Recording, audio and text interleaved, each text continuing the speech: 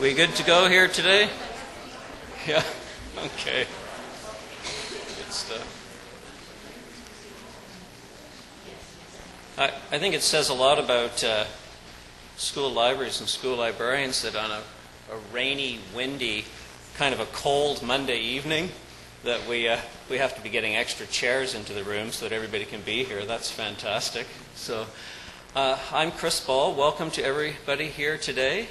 I'm the head of the Education Library at UBC, and we're all gathered here today to celebrate the National School Library Day. So, we're also broadcasting this today on a webcast, so there's quite a few people joining us out there in the ether. So welcome to all of those people as well. And the event has been co-sponsored by the UBC School of Library and Archival Information Sciences. It's being done in collaboration with the Irving K. Barber Learning Center and with my own branch, the UBC Education Library. So there's several other people that are going to bring thank yous today, but before I hand that over, I do want to thank Joanne Naslund from my own branch for all the work that she's put into that. Joanne, are you here somewhere? Are you? She's here. Thank you very much for all your work on that. And Simon Neem, I don't think is here today, but he is the person who does all the programming at Irving K. Barber Learning Center and makes sure that we have rooms like this, and all the people in the background in the corner there who are making sure that you can hear me and that the people out on the internet can see me, which is fantastic. So thanks to you people, because we'd be lost without you as well. So I'd like to turn things over to Richard Beaudry from the Canadian Association for School Libraries to do the next few thank yous. Richard.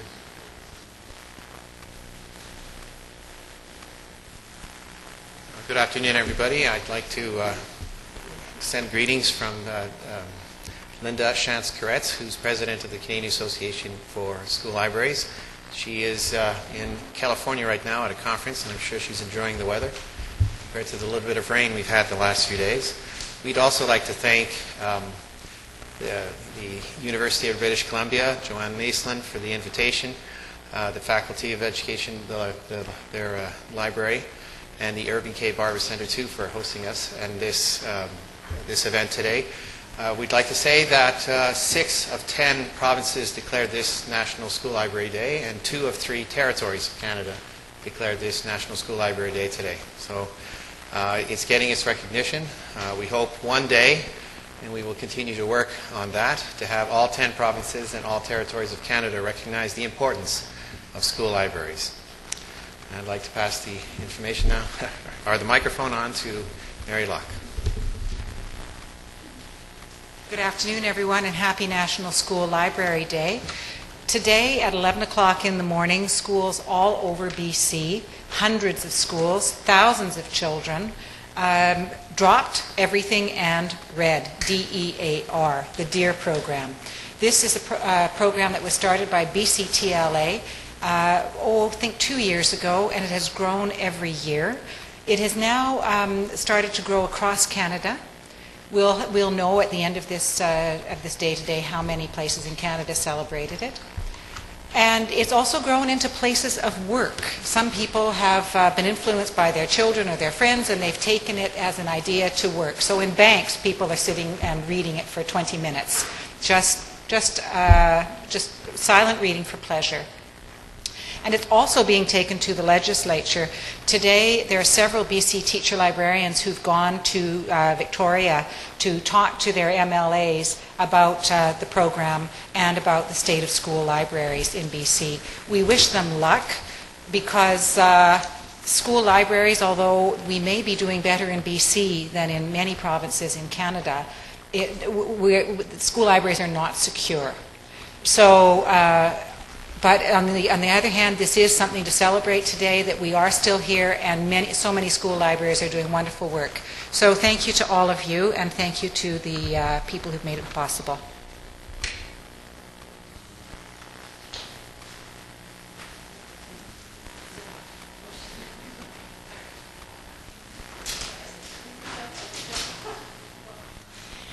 Hi, on behalf of the Coalition for BC School Libraries, we are a group I originally came on representing writers and illustrators of BC, but we're a group of parents, writers, illustrators, publishers, teachers, teacher librarians, community members, a group of people who recognize that school libraries are integral to our children's best kind of education. And we welcome new members. We have a big job. It's a constant struggle. We are working to lobby and promote, and we are always looking for different ways to do it. And we need many, many hands, many fingers into many parts of the community to do that throughout BC. So, thank you.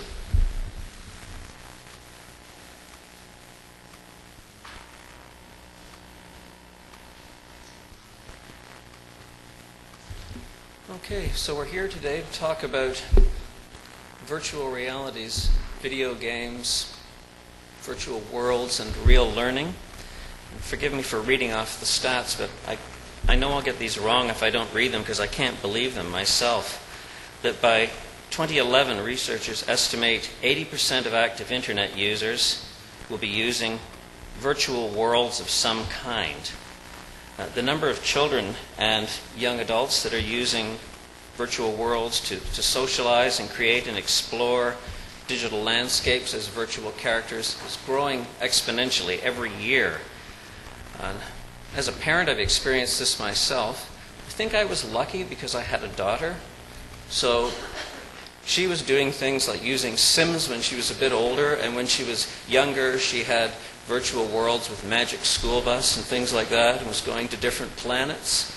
And then I would go into family Thanksgivings and occasions like that, and I would go down into the den when all the boys between the ages of 7 and 12 left, and I would think, well, I wonder what they're up to. Well, they were all downstairs, and their experience of gaming was basically one thing.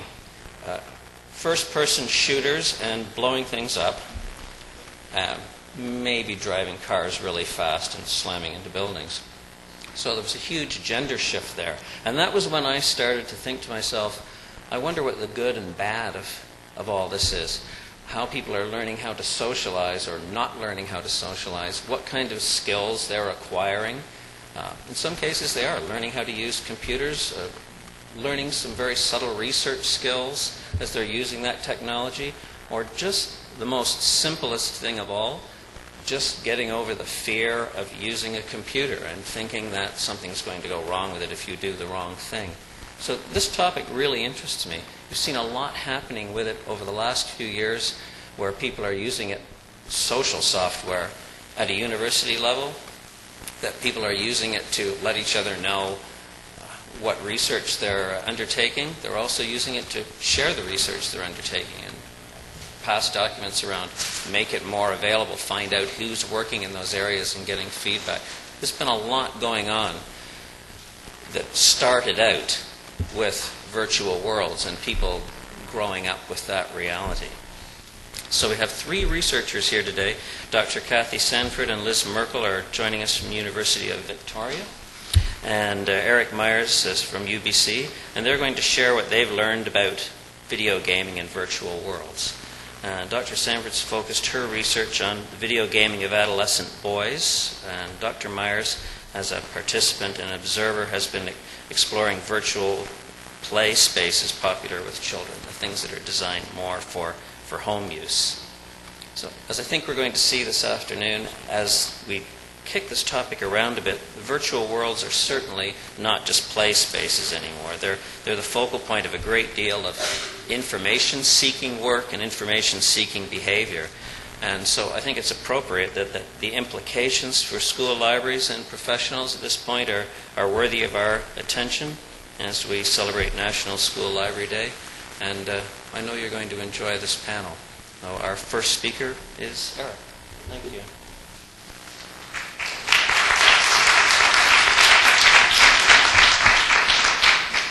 Okay, I know my presentation's on here somewhere. Oh, there it is.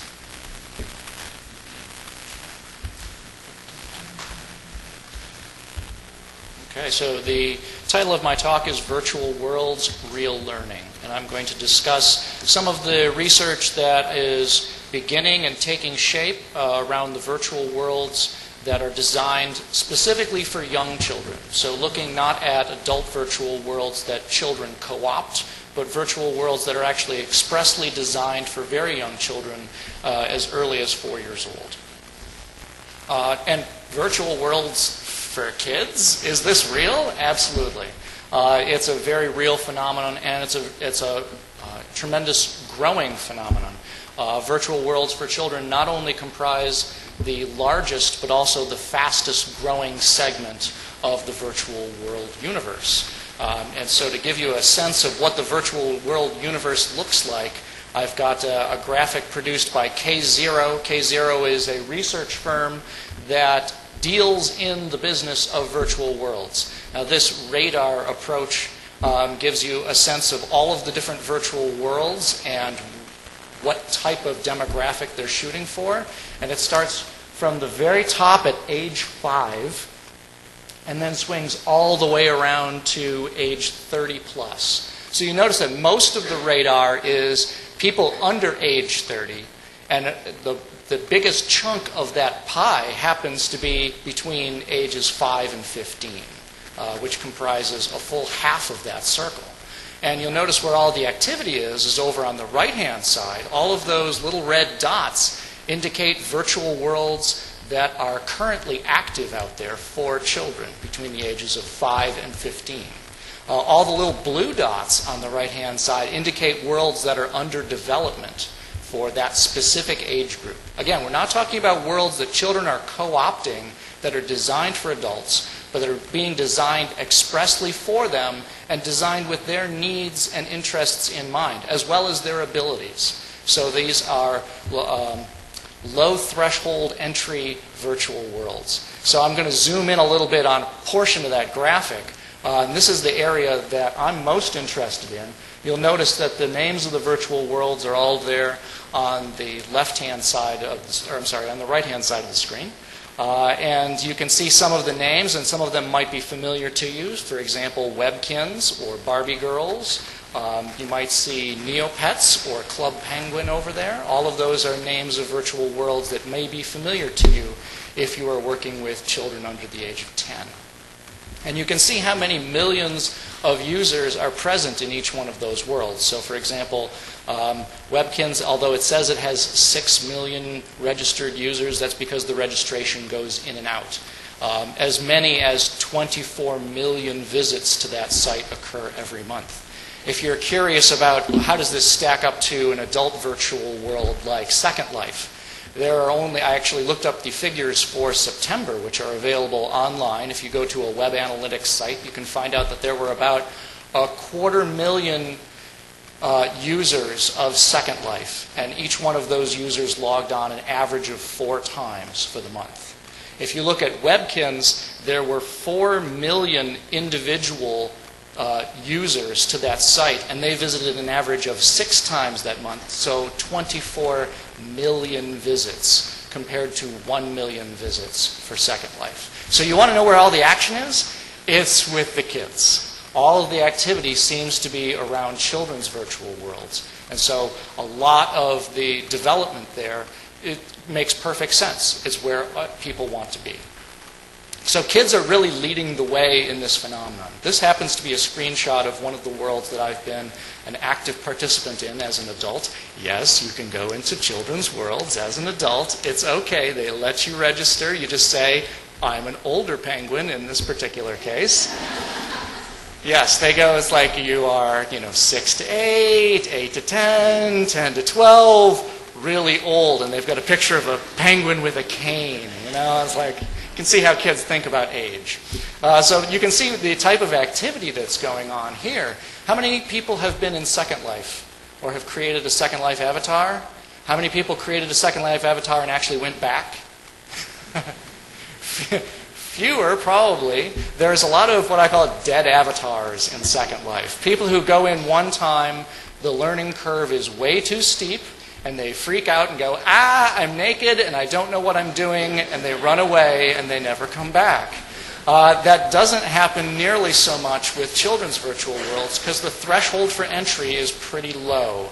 You can get in there, you can create a virtual character and start playing around in a couple of minutes. Some of them require an email address so that they can verify that it's a real person and that also that you have adult permission to enter that world. They say, use an adult's email address, but I mean, come on, kids have email addresses too, and so it doesn't require an actual adult verification.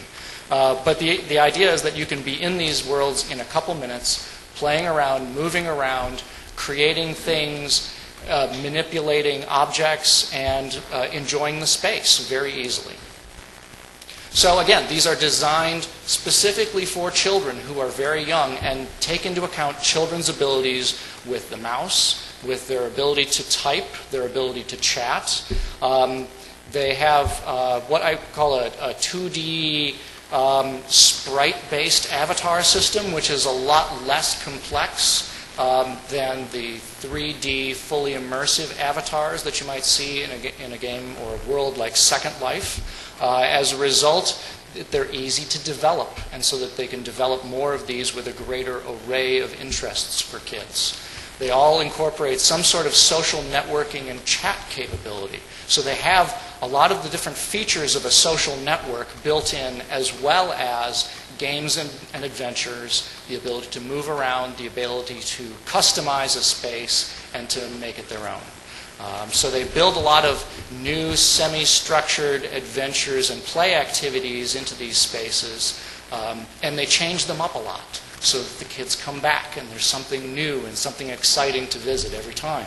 Okay, so that all those studies on engagement paying off in the avatar-based adventures. Here's 3 pictures of some different virtual worlds so you can see the type of thing I'm talking about if you haven't been there or you're not a child and you're not interested in this sort of thing. But the top picture in the upper right-hand corner is a world called Barbie Girls. You can see it's very pink.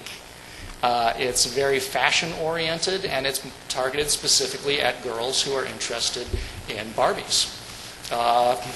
Surprise, surprise. Woogie World is the one in the middle. That's an interesting space. The idea there is that you are an Earth agent trying to help the Woogies overcome their addiction to the internet. Interesting scenario. So the idea is you're trying to guide the Woogies through their experience with online resources. Okay, it's an avatar based. It's got this bird's eye view, so you can see everyone, and everyone can see everyone else who's moving around in that space. The bottom picture there is a picture from Webkins. How many people have like Webkins laying around at home? This is a really popular one. It was developed here in Canada. I mean, so it was developed by the Gans Corporation, and there are millions and millions of Webkins out there. Only they expire, so it requires you to go back and buy more Webkins in order to keep them alive. But the idea is you go in there and you are taking care of a virtual pet. And the virtual pet then needs to have play, it needs to have snacks, it needs to have activities in order to stay healthy. So it encourages you to come back on a regular basis to take care of your pet. So, of course, just hearing a little bit about these worlds, a lot of people have concerns and anxieties. It's like, well, what about all of the cyberbullying, cyber-stalking concerns? And unfortunately, that gets a lot of press. It gets a lot of attention in the news media about what are children doing in these worlds and what's the extent to which adults are there preying on children. Because if I can sign up as an adult and go into these spaces and chat with children, what's to stop them from talking up some of these children and engaging them inappropriately? Well, there are a great number of features of these sites that control the level of chat and the level of interaction, such that the chat is a very simplified system that only allows you to put in certain words and phrases or select words and phrases from a list of words and phrases that are already appropriate. So you can say, "Hi, want to be my friend?" And you can't type in, "What's your number?" or "Where do you live, little penguin?" Those sorts of things are restricted, and so you're not allowed to say that.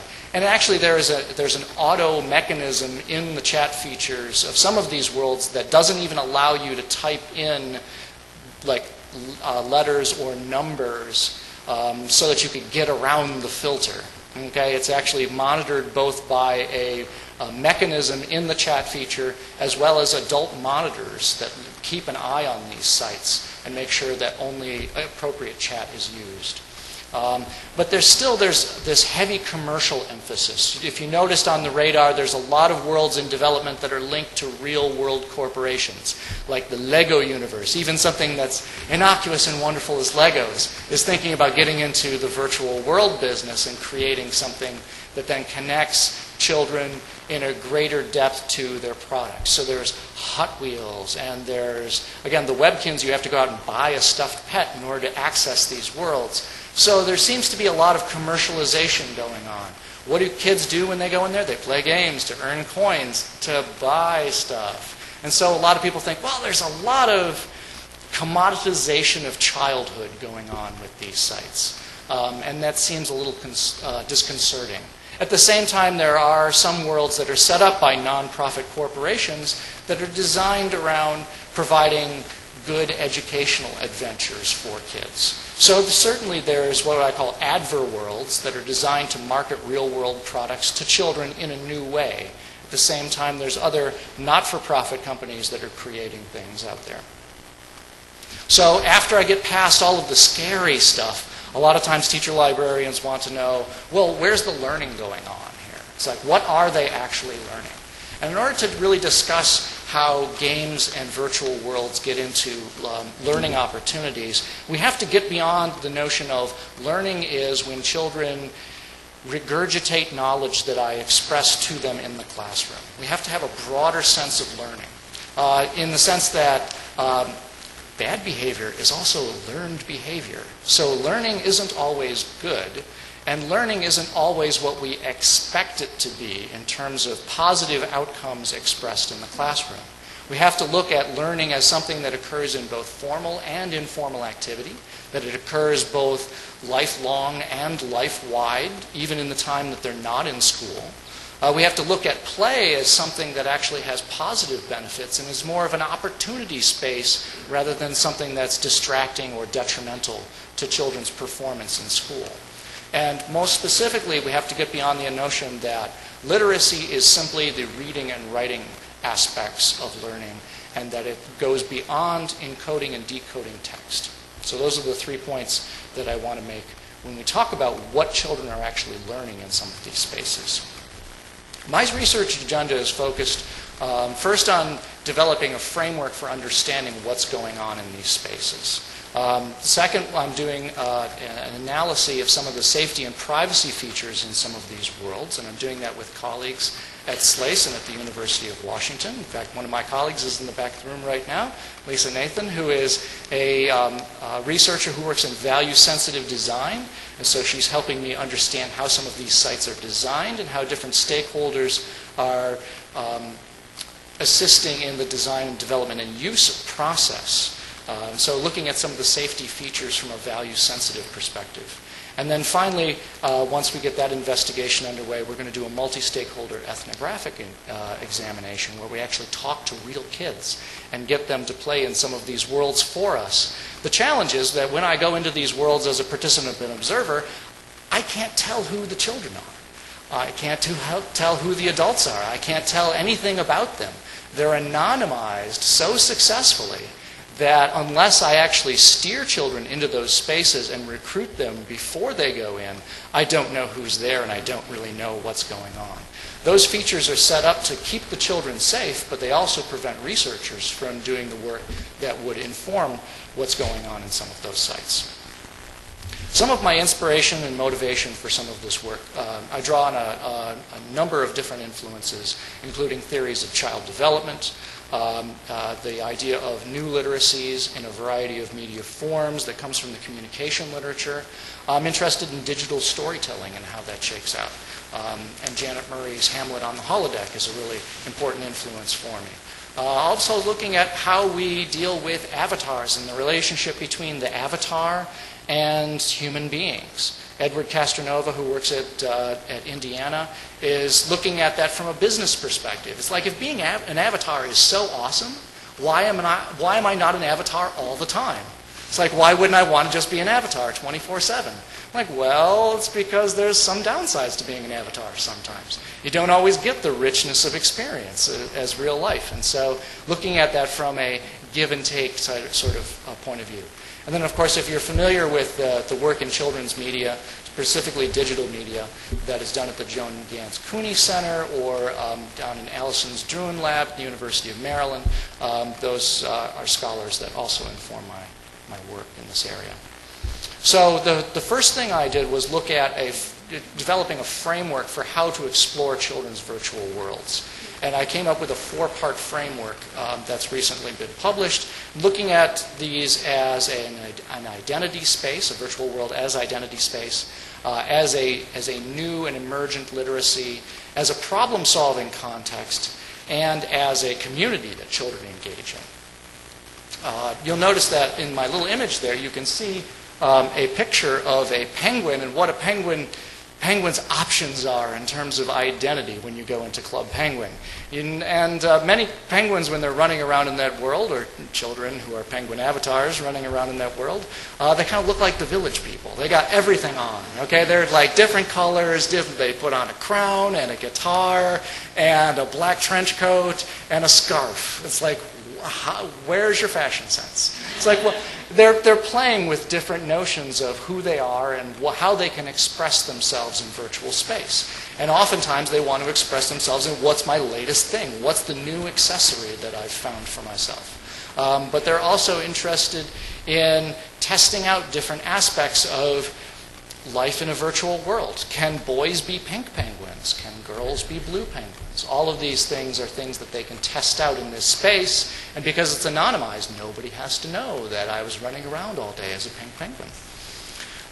This is a new kind of literacy in the sense that it's something that we expect children to be able to do, but we don't give them a lot of instruction on. Building an avatar, creating an online identity, knowing that a password is secure or not, knowing when to share a password with friends or not, are all part of new media literacies that we don't often teach children in school. Many times they already come to school having started along that path. This is one of the avenues that they're getting a lot of practice in that space. And there's lots of problems for them to solve in this space, some of which I'll talk about next. And then they get into conversations with other avatars, both in-world and out-of-world, that builds a sense of community around some of these problems. So I've been looking at some of these virtual worlds essentially as an authority lab, how children figure out what's truth, how they understand what to believe and what not to believe. Looking at this from a cognitive authority perspective, Patrick Wilson says our initial stock of beliefs about the world come in early childhood, and the more experience children have with figuring out cognitive authority, the richer that stock of initial beliefs is going to be. So some of the controversies that emerge in some of these worlds, which are essentially rumors that children have to figure out whether or not they're true, and there's no real authority there to help them in many cases. So, for example, in Webkinz, is there really a virus that's going around that's killing your pet? It's like, what a traumatic thing for a child to think about and to have to work through and contemplate. Is this true? If I get the virus or my pet gets the virus, will my pet die? These are things that they have to work through, and as they do, they get to understand at their own level what's authority, what's true, how do we figure out truth from fiction, what research can we do in order to figure out whether or not this rumor is true.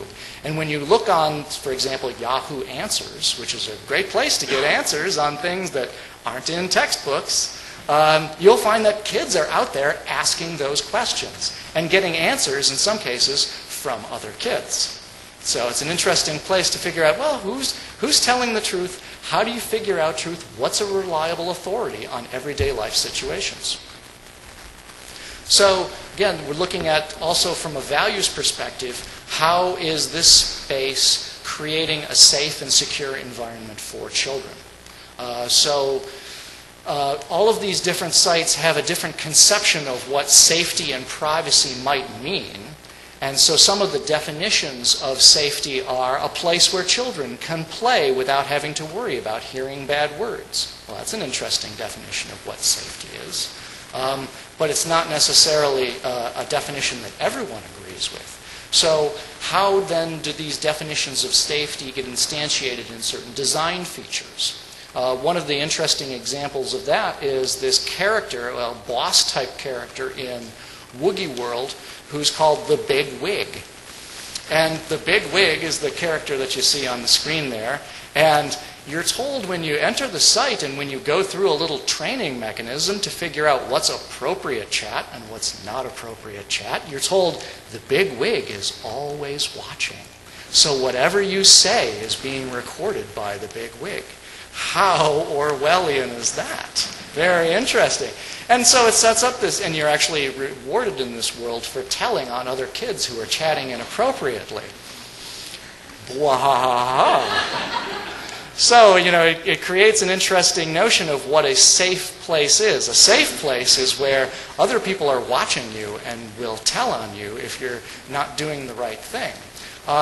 That's sort of a different version of the playground than one where you go in and there are no instructions on how to chat. So, for example, in Club Penguin, you're just sort of thrust into the environment, and safe chat is sort of a trial and error process. And you get to figure out what's appropriate, what is allowed, and what's not allowed. So there's different levels of scaffolding for children in terms of chat in these different worlds. And it's interesting to see, compare, and contrast what's there in some of these spaces. Some of these set up the notion of peer-to-peer surveillance, the idea that you've got this sort of participatory panopticon where children are always watching other children. So again, the future research then, after we've done sort of an analysis of these spaces in terms of what they are, what they contain, what the different values are instantiated in the features there, is to actually get some children into these spaces. And that's the next direction of the research. And this will involve a sustained engagement with these children and with the spaces, including doing some participant observation, as well as interviews and focus groups, and potentially user diaries with some young people. So how does this play out for teacher librarians? I think that some things need to be gotten over in terms of the notion of play being appropriate or inappropriate for school. Where do we fit play into the learning processes that we want children to engage in? I think that there is tremendous motivation in some of these spaces, and some of them are designed with educational goals in mind. And they're marketing themselves to school districts, saying, let us through the firewall so that kids can actually play in some of these spaces during the school day. I think that's an interesting model for marketing these spaces, but it's also interesting to see how schools and how school personnel will respond to essentially play spaces or game spaces intruding into the educational environment. Some of these, I will admit, are what they call chocolate-coated broccoli. Okay? It's something that's really good that's just covered in motivational funness that kids will want to glom onto. But there's also a tremendous amount of information work and reading and writing that goes along with some of these sites. There's not just instructions to read and write, and not just chat to read and write, but there's also interesting information seeking going on. They're building web pages around their play and use of these sites. So they're engaging in blogging at 8 years old about their adventures. And some of the information products that children are producing are fascinating. I mean, they put Microsoft to shame in terms of the complexity of their instructions on how to do things. I think that's great. If 8-year-olds want to build instruction sets for other 8-year-olds on how to get through a world, there's learning in there. And there's a lot of literacy work in there as well. So we need to connect some of the in-school and out-school expertise, seeing where some of this out-of-school expertise that they build in the home connects to some of their in-school competencies that we want. And then finally, a colleague of mine has recently introduced me to reactance theory. How many of you are familiar with that?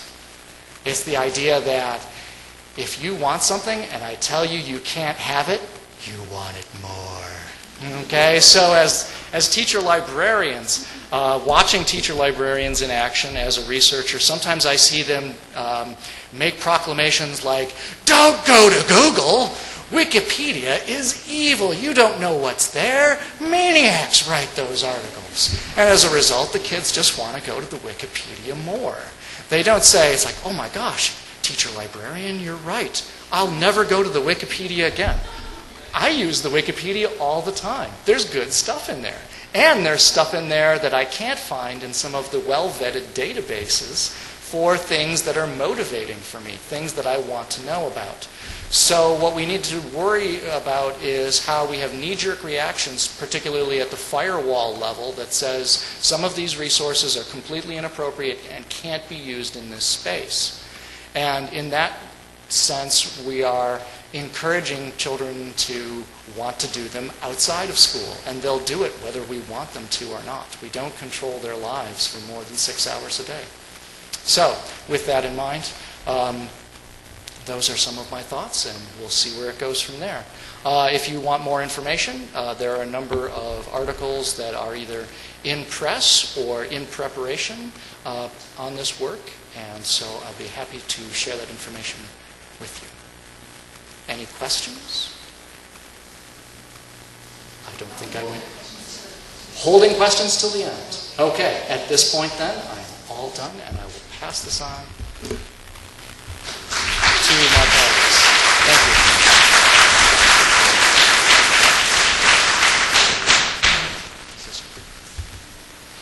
There it is, yeah.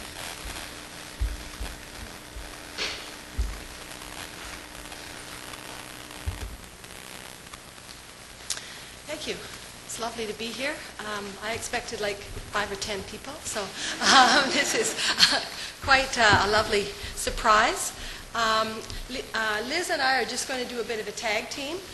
She's really the brains of the operation, so she's let me speak first, and then she is going to talk about it, and I will conclude.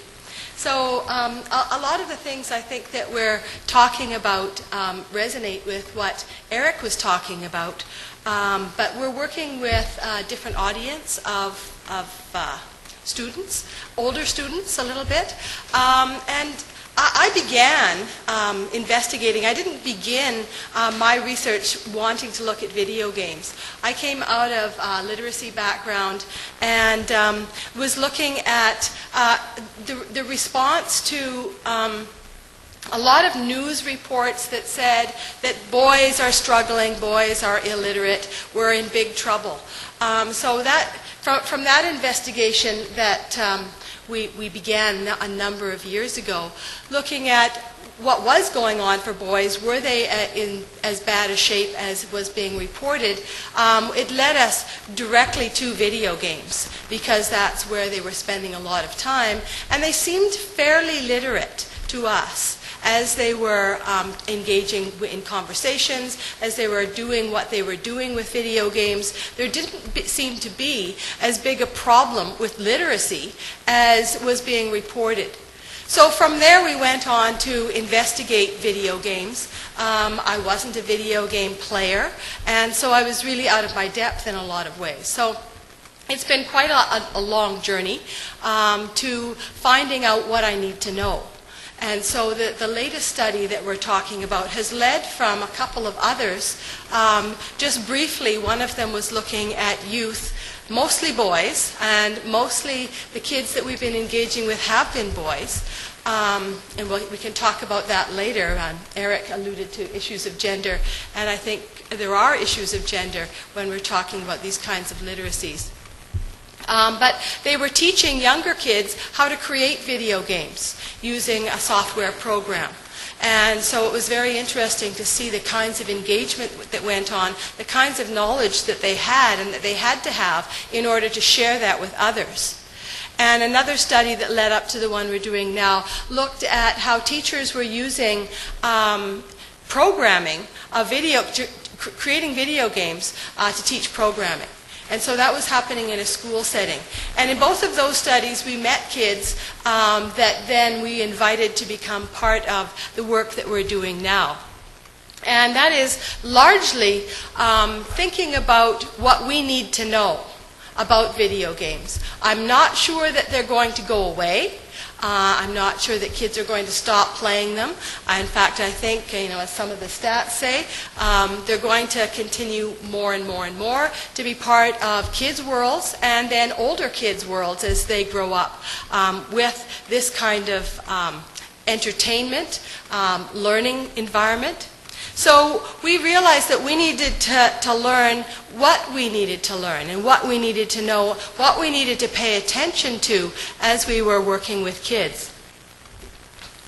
And this is one of the kids that has been with us. So we've been working with some of these kids for about 4 years, some of them even longer. So it's given us an opportunity to really get to know some of them as they have developed and helped us understand. So we worked with 11 students in this study over the past couple of years, finding out what they know, finding out what they're interested in, what they're doing, what kinds of language that they use, and how to ask questions. So initially when we started off and said, so tell us about the kinds of literacies that you're using in video games. They went, what? They thought we were just way out of whack, and we were. And so we had to spend a lot of time listening to them to find out how to even get into the world that they participate in a lot.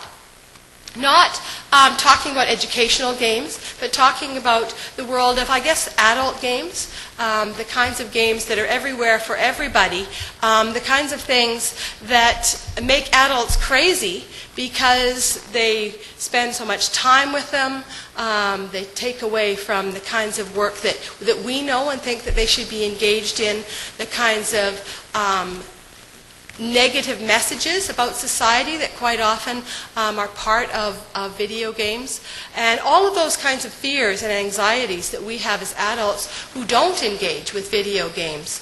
All that world we figured we needed to explore and to understand a little bit about in order to both think about formal education and informal education and how they might come together. So in response to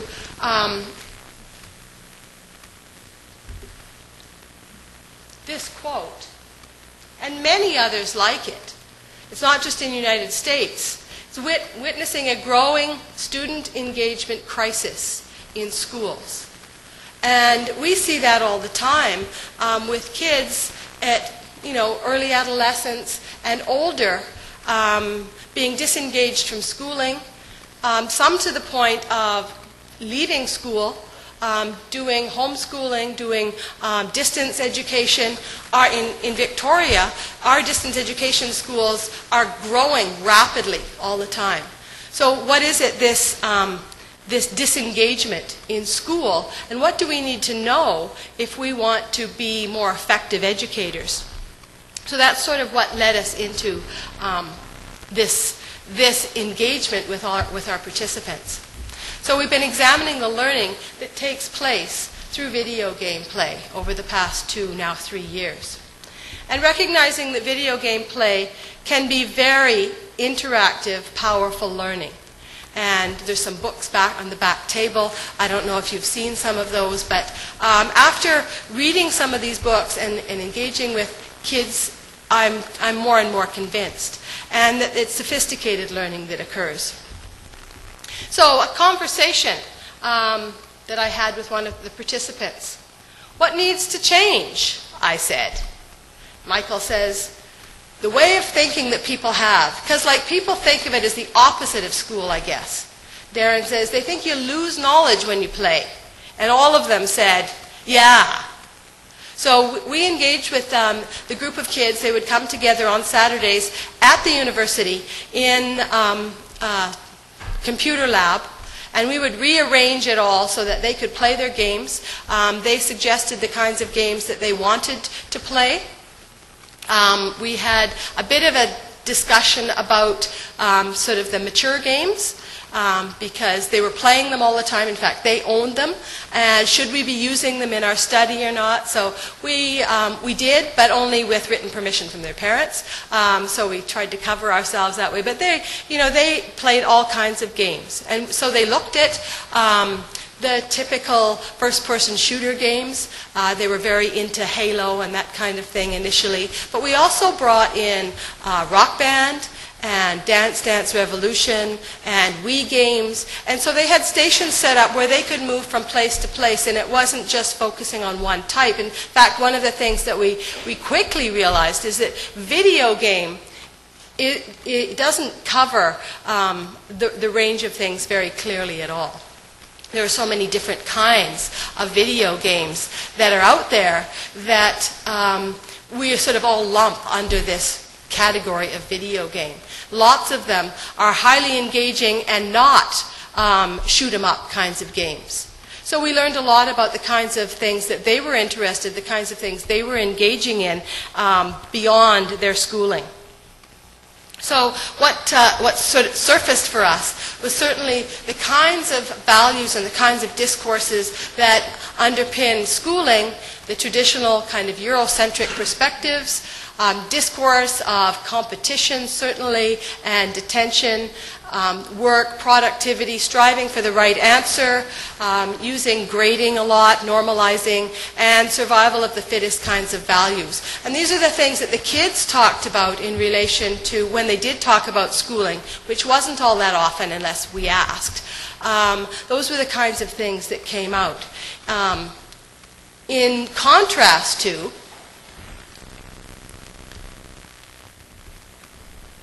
the kinds of things that they talked about when they were playing video games.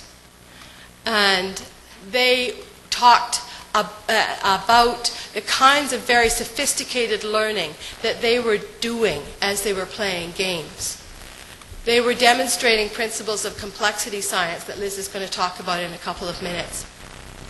And these complex systems have been described as spontaneous, unpredictable, irreducible, contextual, and vibrantly sufficient. In brief, they're adaptive, which comes out of David Samara and Luce Kapler's Engaging Minds text that you might want to take a look at. So this described really well what we saw the kids doing. And by the way, they were really, really keen to come to our sessions. At the end of one session, about 6 months in, they said, "You know how we can make this way better?" We said, "No, how can we make it better?" "We can have it every weekend." And so they came regularly whenever they could. Their parents dropped them off. We developed relationships with their parents. At one point, one of the young men brought his older brother, and he was just really keen. He was on his cell phone at one point, and he said to whoever he was talking to, "Yeah, I'm just at the university doing research right now. I got to go." So, they took it very seriously. And throughout our relationship, they developed a really positive relationship with us. They have come to conferences to do presentations, and actually it's mostly them that people want to hear from and not us so much. They have a lot of really important things to say.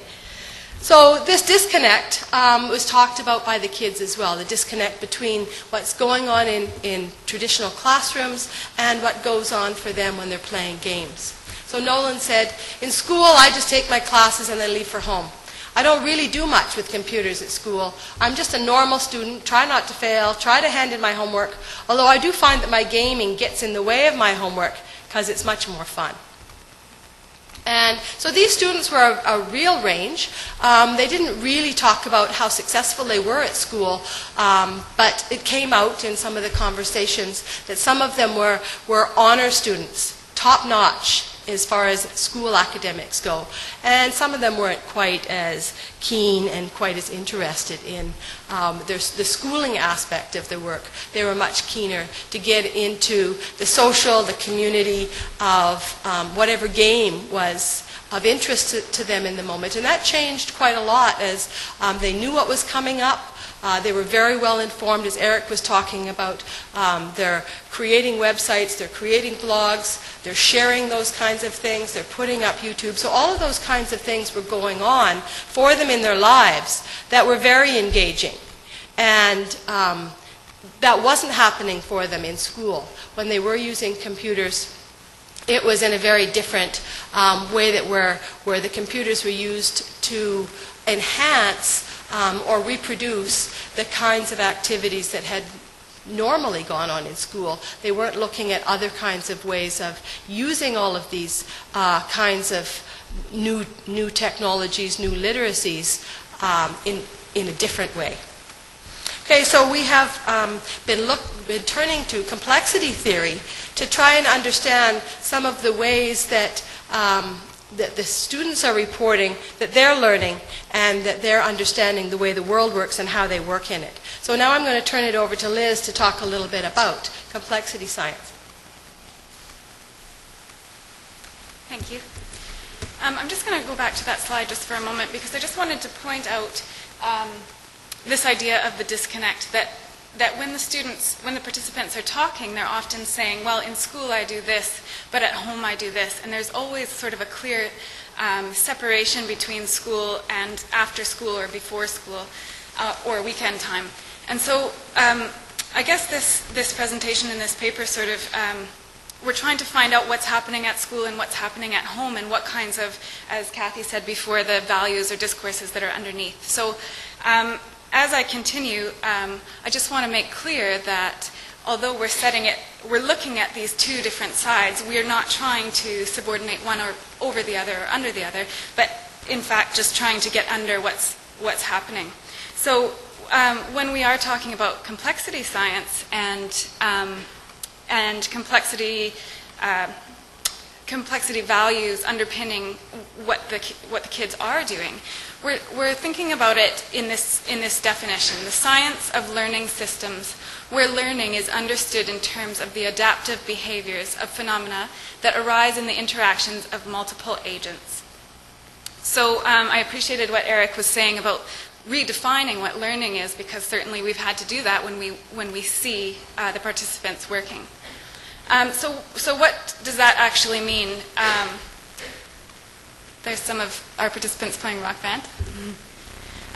So John Holland, in his book Emergence, From Chaos to Order, says that we can't really, in this sort of timeline, even in his book, he can't give you the entire definition, but he can give some markers that stake out the territory. So that's what I'm hoping to do now.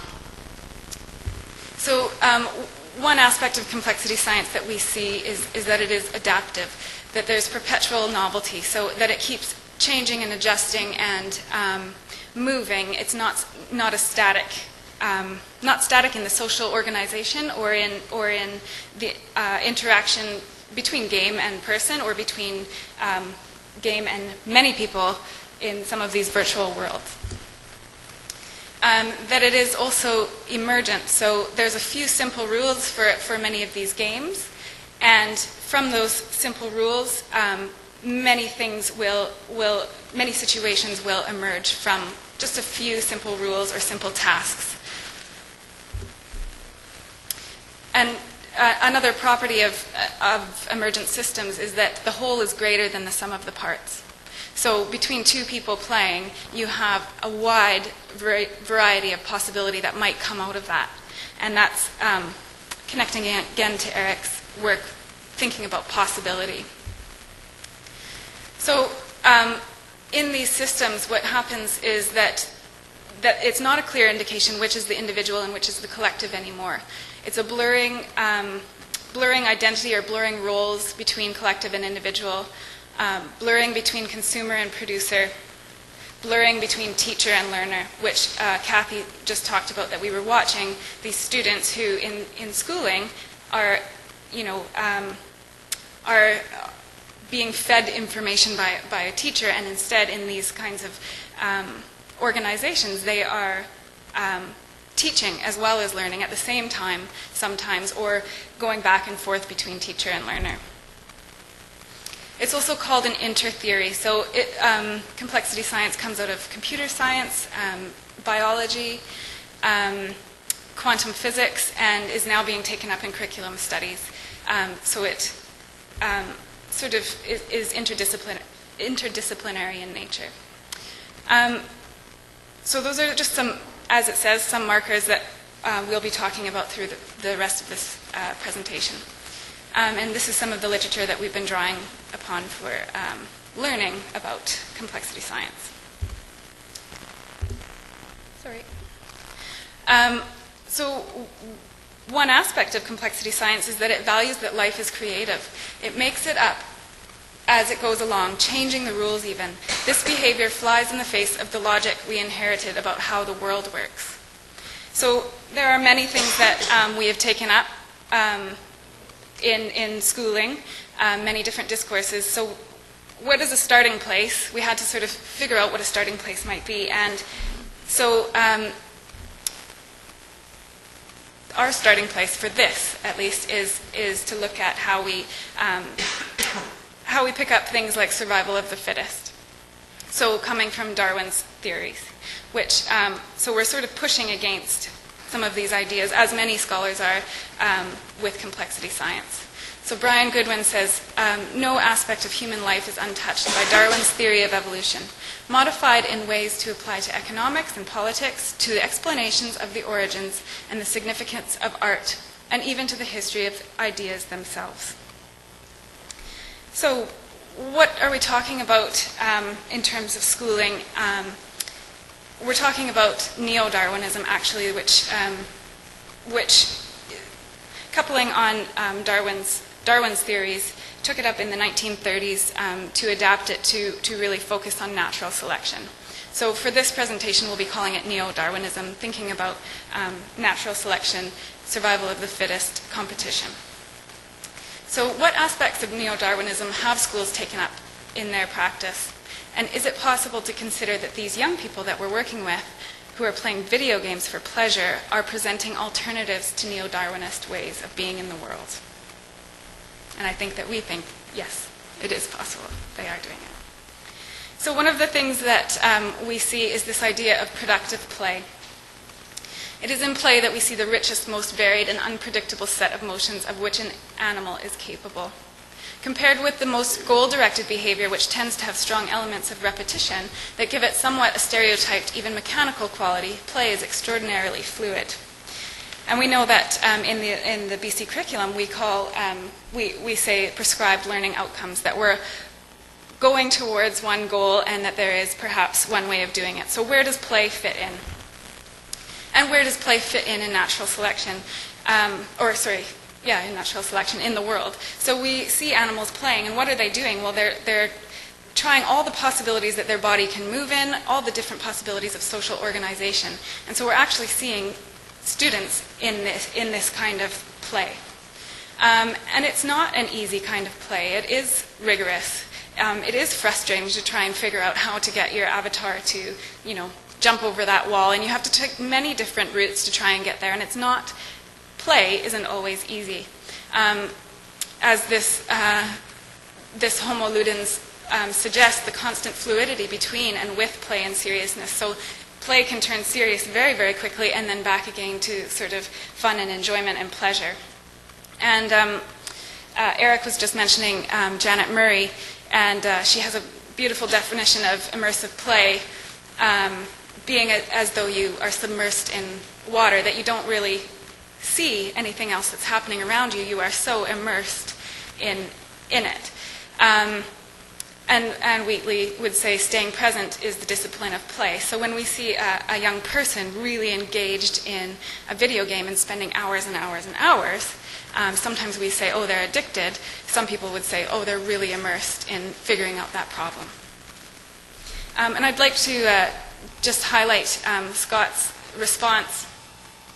He was talking about solving a problem, and he said, it can be tough, but if you really want to experience the amount of enjoyment that I have, you really need to give it a chance and say that you want to be able to do it, that you want to be able to beat it. Oh, there were definitely times that I felt things were too difficult. I would try over and over and over again, and it would infuriate me how hard things could be.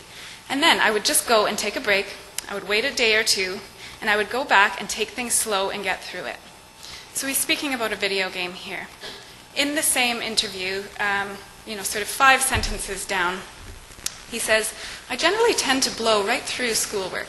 Like the other day, I wrote an essay in 15 minutes and handed it in the next day and got 24 out of 26. So for me, that was just a huge sort of revelation in my thinking about play, that he was having that rigorous, productive play with his video games. Some people would say tinkering, so finding many, many ways of approaching that problem. But his schoolwork, he could do it in 15 minutes, hand it in, and then it was gone from his life. He didn't have to worry about it anymore. Whereas the video game, he kept going back and back and back. So what we're seeing is that there is no fixed course, as one of our participants suggests. There is no one way of doing a problem in this video game world. This goes along with this, as Eric also said, this possibility space. So Squire says it's an open-ended games as possibility spaces. Multiple ways of solving problems, multiple ways of producing and consuming within the community. And I'd just like to, how am I doing for time? Am I okay? I'd just like to share with you something that the students are doing for an example of how they are both producers and consumers within this community, and engaging in multiple literacies as well. Some of our students are involved in machinima. And is anyone familiar with machinima? Okay, so what they do is people can capture their gameplay, and some people upload it onto YouTube or different spaces on the internet. So they'll actually video record their gameplay as they're playing. And one thing that they do is go back or one thing some of our participants do, is go back and look at their gameplay again to see what they could do differently next time, see how they could do it better. So from an outside perspective, be very, very reflective on how they will make changes the next time. But the other thing that they might do is they take captured video gameplay. For example, they use Halo quite often. And go away so they'll watch the gameplay, go away and write a script. So we have three people who are working on a script right now, writing the script, writing different voices for the different avatars involved in the gameplay. Then they record the script over top of the gameplay. So they're actually creating sort of a movie from recorded gameplay, changing the scenario entirely, changing the plot, the story, everything. And usually it's a really funny, sort of engaging story. And then uploading it to the internet to share with people all over the world. So in that way, you see that multiple ways of being in the world, both as a producer and as a consumer, and that is a very, very fluid identity. And there's a couple of students playing Dance Dance Revolution. So some of these values that they're exhibiting is that life doesn't move in a predictable, teleological way, but is instead emergent depending on the agents in a system.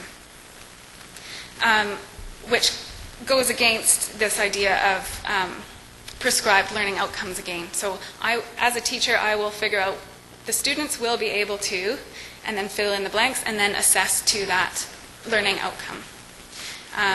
They are involved in regular risk-taking, failure, and retrying, which is difficult for some of us to accept that we might fail or get a bad mark, because it often stops there.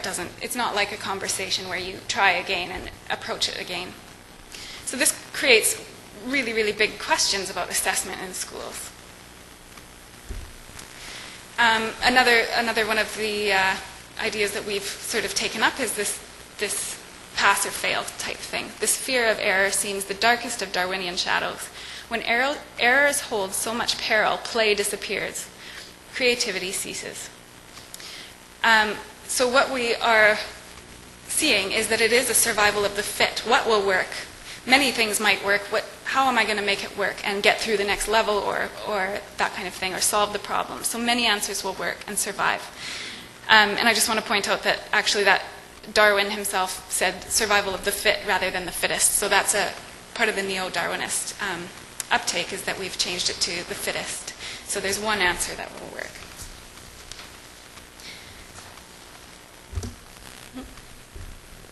So, and you can see here in the picture that there's some teaching going on there. And Scott on the one side is teaching, and they're videoing the learning and teaching that's happening. So all this messy playfulness creates relationships that make available more expressions, more variety, more stability, more support. In our exploration of what's possible, we are led to search for new and different partners. Who we become together will also always be different than who we are alone. So sort of, two heads are better than one. There's more possibility, isn't there? So what James G. would say is that it's based on connections and relationships rather than decontextualized skills and facts. This is a relational ontology where people actually want to come together and want to solve problems and want to take on tasks under the appropriate conditions and with relationships with others. And that we will actually strive to make order out of a chaotic situation. And just before I pass it on to Kathy, who will talk a little bit more about this, that when we introduce new agents into the system, so new people, new games, new environments, we actually create new games. And agents must adjust, adapt, and transform to order themselves once again. And I'll pass it over to Kathy. So an example of this that we've written about elsewhere was a story of Jack. He told us that he decided he wanted to have a Halo party at his home and to have a networked experience so that he and his friends could come together and all play, but they wanted to do it all in the same house. And so they went together, they gathered up all of the computers and all of the TV screens that they could get, and they happened to have quite a few. So there were 6 kids playing in the same house, but they ran out of rooms. So at one point, one of them was playing in the bathroom, in the bathtub. And so we just found that a really remarkable story that they could imagine how to do this. They could find all the equipment, they could get together, and then that they found these different spaces and used them in really effective kinds of productive ways that allowed them to realize what they had imagined. So what we're looking at is the collective. It took a collective to create this experience for them. And it was shared. It was shared by all of them. And that the collective it's not a teacher and a student, but it's teacher and student all together through the event or the game that's going on. And as we talked about earlier, there is always a blurring of consumer and producer. Jack also talked about taking the games, like one of the games that we've always been concerned about is Grand Theft Auto, because it's got some very negative content and it's been talked about a lot. And he said, yeah, he took part of it one time and he just made, he and his friends made out of one small little section of the game, a game of chicken. And so they reshaped the whole game into another way of using the game for their benefit and activity. So they're always shaping, reshaping, using in very different ways than perhaps the programmers or the game makers intended. And we can't ever tell what they're going to do with the different kinds of games that they pick up. Always active participation, both mentally and physically, engagement. If they're not engaged, they stop doing it and go and do something else. But what we found is that they don't give up easily, that they really want to engage in the activity. And again, there's a definite blurring of the competition collaboration kind of. They need to collaborate and cooperate in order to have meaningful competition down the road. So Katie Salen talks about there is no one game. and the individual, the social, the cultural motivations of any player affect what's experienced through the play, and no two players ever experience the same game, which isn't actually all that different from any kind of game play. But we see it happening over and over in video games as well. So Jack says, so we'd say, we'll trade you, Aaron, if you give us Brad. And so on teams, they're always trying to negotiate and renegotiate so that they have a good game. So they'd switch around. We'd have different combinations for different games. So they knew who each other's strengths were and how they could get the best game going with the group of people that they were working with. So again, it's impossible to separate the individual from the collective. And going back to complexity science, there is as much cooperation in biology as there is in competition. And in Stephen Johnson's book called Emergence, there's a lovely little description of slime mold and how slime mold has to be cooperative in order to overcome different kinds of competition in nature. And so we see all kinds of natural examples as well as in social. And what we've seen is what Maturana and Varela a long time ago, well, in this kind of arena, co-ontogenies. Agents in a system change and adapt together or in response to one another. So they're always moving forward in a community and not just as individuals. In our study, we see deep and sophisticated relationships within cultural systems of the video game world. And as our actions shift, say Davis and Samara, the physical texture of the world is affected. And that happened over and over again as the kids came together to work with us. So closing, we only have got a surface glimpse of at responding to the question, what needs to change? And we've been working at it for a long time, and we're just beginning to see, what are some of the potential and the possibilities for engaging seriously with different kinds of digital literacies.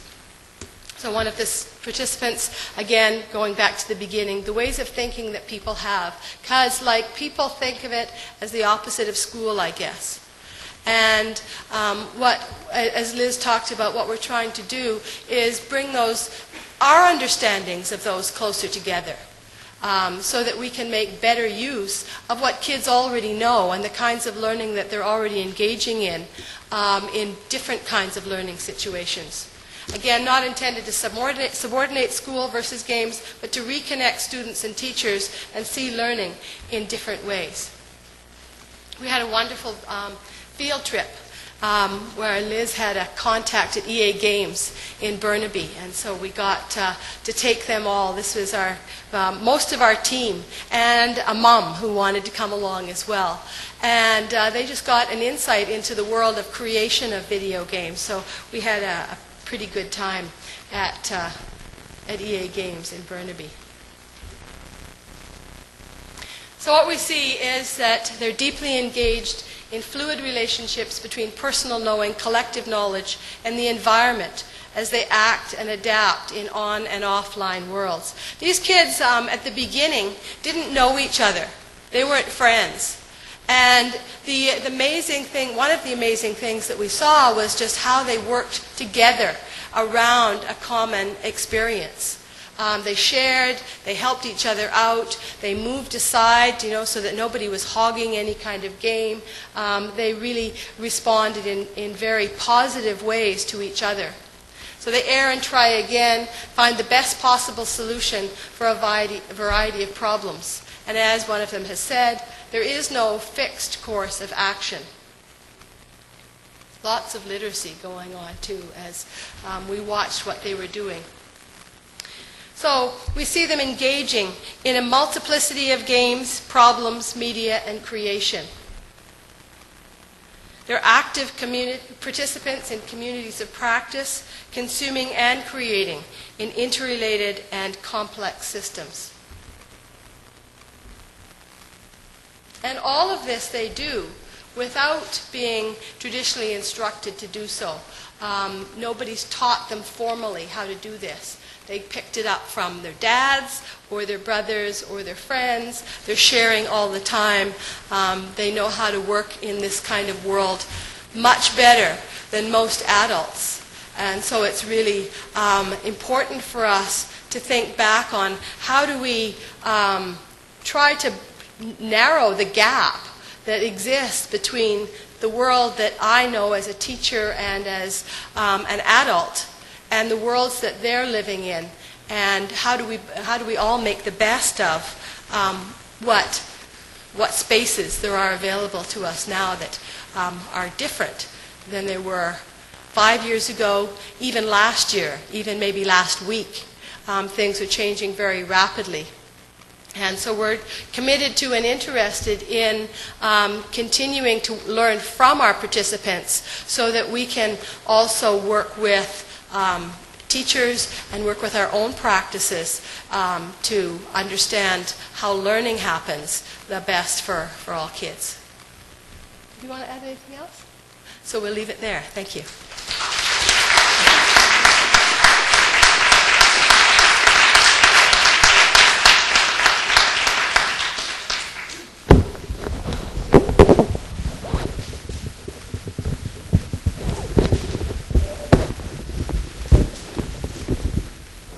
I know many of you will have some questions, and I will entertain about 3 different questions before we bring closure to our session. But as you're thinking of your questions, I just wanted to welcome Sylvia Zubke, who from the Vancouver Teacher Librarians Association. We're really glad you're here, Sylvia. And I really would like to acknowledge and welcome Dean Rob Tierney from the Faculty of Education. We're delighted that you could join with us as well. And you've given us a glimpse, a surface glimpse, and a very interesting one at that, with real implications for teachers and librarians. So what about some questions? And I do need to have you come up to the microphone if you're going to ask a question. I can take the mic to you. Anybody have a question? Excellent.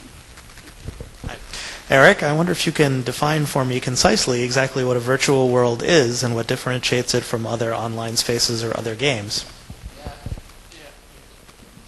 Nope, that one's not working. How about this one? That's a great question. It really is. And I think that companies like K0, for example, define virtual world very broadly to incorporate a number of different play spaces that include avatars.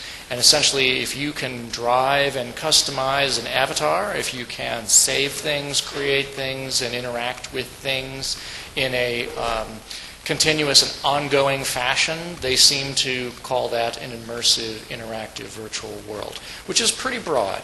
I look at the ones that have more interactivity among participants as virtual worlds. So in other words, it needs to have the sort of chat and interactive social features that allow multiple participants to interact with each other in synchronous and asynchronous ways. So I find that to be a richer experience, and those are the sorts of things that I consider to be virtual worlds. Is that concise enough? Okay, then. All right. Just 1 second. My name is Kevin Murphy. I had a question. It seems that many of the games have good content and sort of maybe good educationally and certainly fun. The problem seems to be that they're so damn exciting that the rest of the world can't compete. So if you're a teacher or you're trying to encourage children to engage with other forms of activity and they're not as stimulating as video games, then it's like a drug, right? That's the problem. It's just so intense that the real world isn't like that. So nobody talked about the psychological effects of that. I was actually quite surprised by the very positive tones of the speakers, and I was expecting more negativity, maybe because that's what the press likes to focus on.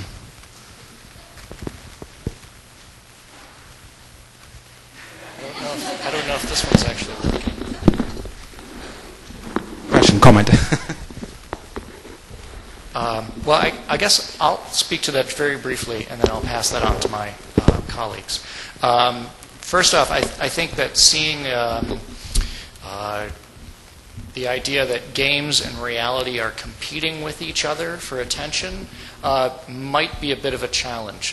First off, virtual worlds are real, and the activities that we engage in there are real. They have consequences. And so to relegate them to sort of the virtual versus the real sets up kind of a false dichotomy there that we have to be careful of. In terms of the intense motivating effects of these spaces, absolutely there are a number of concerns, especially with people who have poor self-regulation, including children who don't know when to say stop and don't know how to structure their own day-to-day activities. They can become addicted, and they can absolutely dive into these spaces and spend way too much time there and ignore very fruitful physical activity. That's not something that is outside the realm of concern. But we can't set necessarily up video games as something that's in opposition to real life or positive activity. There's lots of positive things going on there. Just as anything, including exercise, can be addictive and damaging, we have to see it in context.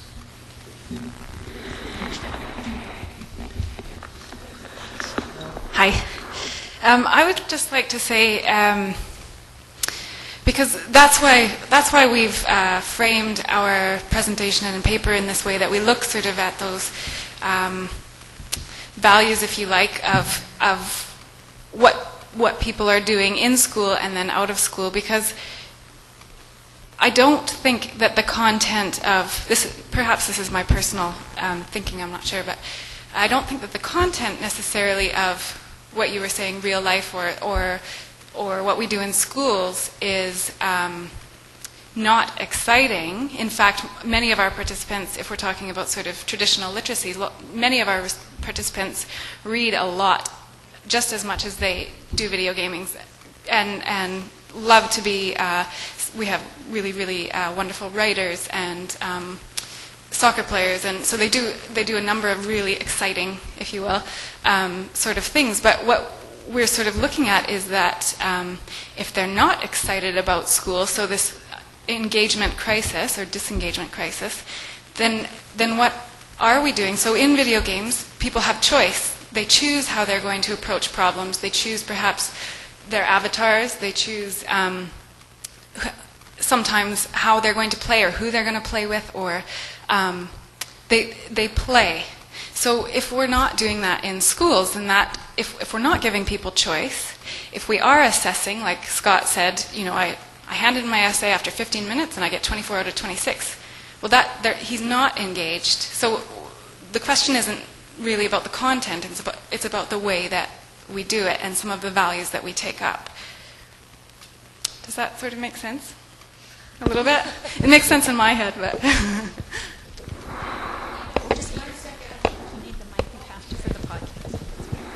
I was thinking about 30 years ago when there was a group of people who were very involved in Dungeons and Dragons.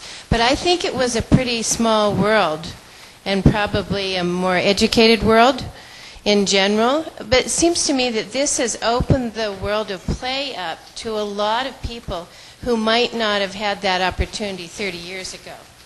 And that it's legitimized a kind of role-playing play that we know actually enhances creative thought.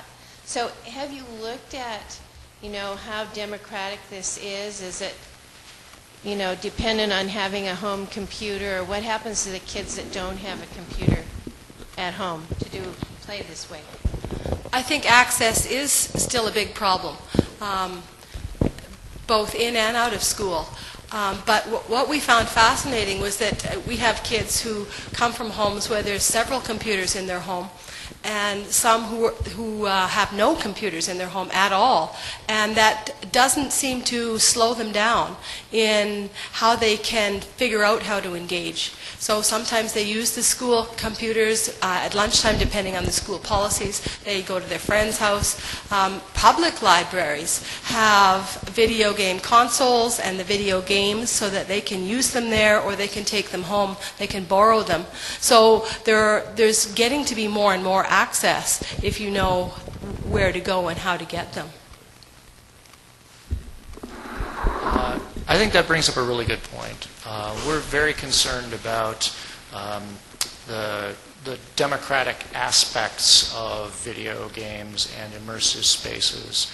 And there are a number of scholars who are working in that area and trying to figure out what's going on there and whether or not this needs to be opened up very widely, specifically because it engages children in a different kind of literacy that then exacerbates the gap between kids who are already having trouble decoding and the kids who do. So in other words, if the virtual worlds, the games, the immersive virtual spaces end up being a middle class and up phenomena because it's dependent on either a certain level of access or a kind of access that isn't broad enough for the vast majority of students, or it's not made accessible during the times, for example, when all children are in school, then what you end up having is you end up having haves and have-nots.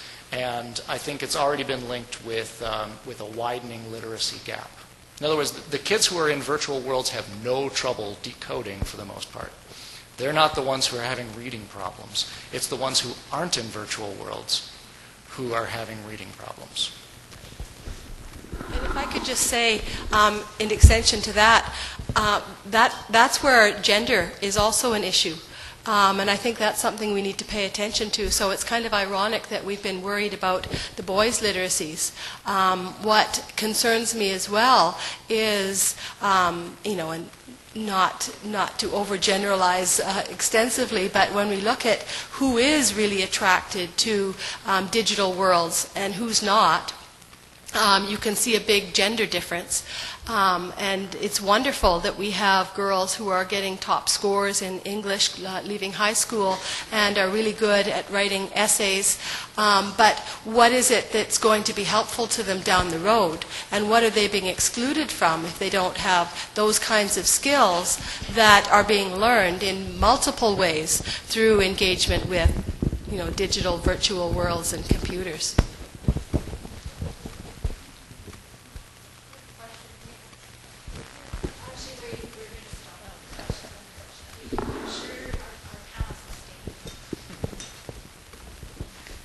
Hi, I'm Terry Eastwood, interim director of the library school. As some of you know, my field is archives, so I sort of considered myself a disinterested observer of this. But I want to tell you, I wasn't an uninterested observer of this. It was great. I think it was really great, and I think we owe all the speakers a really big hand of applause.